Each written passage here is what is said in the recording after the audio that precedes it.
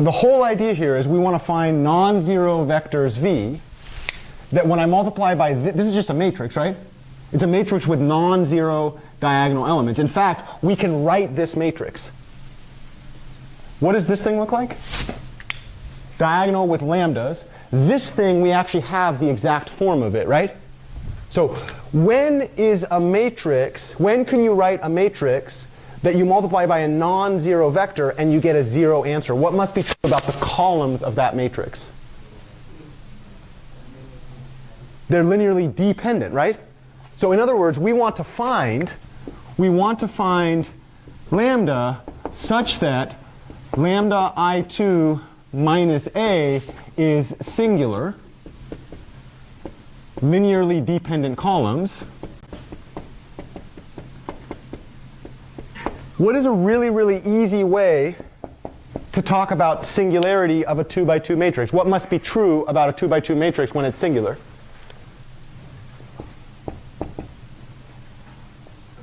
The determinant of lambda I2 minus A is 0.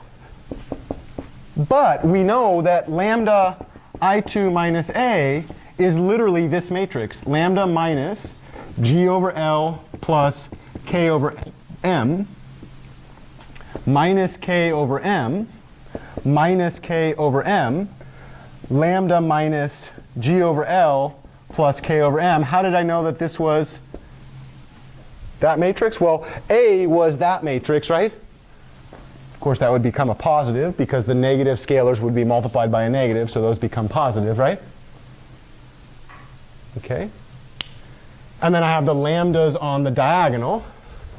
What's the determinant of that matrix? How do I find that? What remember determinants?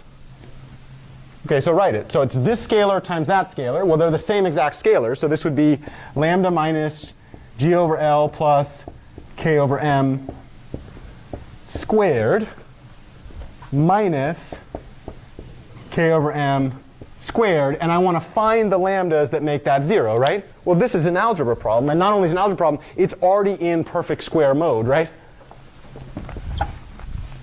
How do I get rid of the square on the left-hand side? Square root. So now this is lambda minus G over L plus K over M squared is equal to K over M squared. When I take the square root of both sides, I get an absolute value on this side, right? These two are both positive numbers. I don't need an absolute value. Okay, so this means lambda minus G over L plus K over M is going to be the positive or the negative. And so that actually produces two lambdas. One lambda would be the positive, right? So if I hit the positive version, I bring this over. This thing is a positive. That's a positive. What happens? How many do I get? I get two of them, right?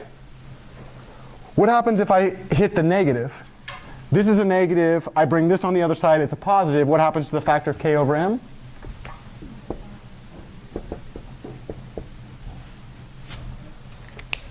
Well, these were the frequencies of the cosines, right? So these were the square, right? So now if I actually want the harmonic motion, if I want to describe the harmonic motion of that, the claim of this analysis is that the first mode has a frequency that's equal to the square root of the acceleration of gravity divided by the length of the pendulum, and the second mode is that plus 2 times the spring constant divided by the mass. The reason that it's 2 times the spring constant, guess what happens when you're in direct anti-phase? Guess what happens to the length of the spring? It's 2 times the displacement, because it's 1 on the left-hand side and 1 on the right-hand side. Now, crazy thing about this is, using this information, we can actually produce 2 different V's. I won't do this today. You have the skills right now to do this. One V is 1, 1. The other V, I did this in the exact opposite order that I should have, is 1, negative 1. Guess what that says about the motion of the masses? When are the motions 1, 1? When they're directly in phase. When are the motions 1, negative 1? Out of phase. Here's the upshot of this. This is why eigenvalue theories are around. When we do the perturbed one mass motion like this, the solution to this thing is a linear combination of solutions of eigenstates. Literally a linear combination. You take a sum of state 1 and state 2 with a little bit of initial conditions, which means if I have information about state 1 and I have information about state 2, with a few extra conditions, I have every bit of information necessary to track that crazy oscillatory behavior where you have the mixed mode. That's why we do eigenvalues. Now, do you think you're going to get paid to do this? We gave this away for free. I wasn't paid for this. You weren't paid for that, right? But the claim is, if you understand these dynamics and you have the tools to analyze this mathematically, guess what starts to happen when you go to more complex problems, like designing the brake system on a high-speed rail train? Well, those things vibrate. Map it back to a problem like this. You have tools to work on a problem like this. You now can say something very, very intelligent about the system that you're trying to design.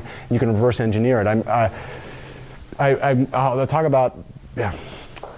I remember I was working, my wife had a friend's husband, her friend's husband works with a subcontractor of one of the major defense operations, and he was working on the turbine power systems to allow submarines to be propelled.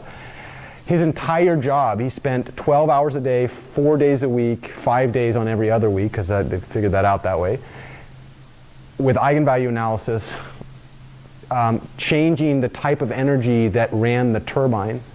So his eigenvalue problems were quite interesting, but his entire job was writing software to do eigenvalue analysis to change between the different sources of how we propel submarines underwater. I can go on and on and on and on and on about the number of places I've seen eigenvalues show up. But this is why it's an introductory in our introductory courses. I will stop there. The thing I want to say, this is what is required, this level of analysis is what is required to apply mathematics in the real world. Do you see why your teachers don't do this? And yet, when you graduate and you land in your prospective career, do you know the assumption of that career in terms of your ability, if you're going to use math, what they assume? And this is why I want you to be exposed to this, because it's an invitation in your classes to push for better answers than study this material in this class, study that material in that class, never make the connections between the two of them, and then expect when you finish your education that somehow you'll be ready to make those connections for yourself, right? The invitation is to push your instructors and to push yourself to find compelling answers to this, and what that generally means is to go deeper. I actually think the system should do this for you. And I'm crazy enough to spend the non-family time hours of my life making these for my students. But that is a deliverable I wanted you to experience in this class. And this is the reason that you're in this class, is that so many problems in science can be mapped back to linear algebra. So the theory is important. But what my students really care about is, how the hell am I going to get paid? I don't care about this fucking theory unless for sure that when I graduate and I know this, I can use that to make a paycheck. And my claim is, the difference between what you experience in the class and that end result is making these connections. Once you've made these connections, that's where the theory comes in. And so the invitation that I give to all of you is, one, if you're serious about using this stuff, learn the theory well because it matters. But two, for whatever subset of technical expertise that you want to develop, find a way to make those connections, ask the questions, push yourself through that fog that is often left to the mind of the student, right? And that requires that you are the nail that sticks up, in my opinion. It requires that we ask ourselves questions much deeper than, how do I get an A in this class? And that's part of the whole study skills homework, right? That you actually start asking yourself, what do I want to do with the rest of my life, and how does that relate to this coursework, and how can I find access to information that will allow me to connect my vision for the rest of my life with the stuff that I'm doing in my classes, because no teacher will do that for you.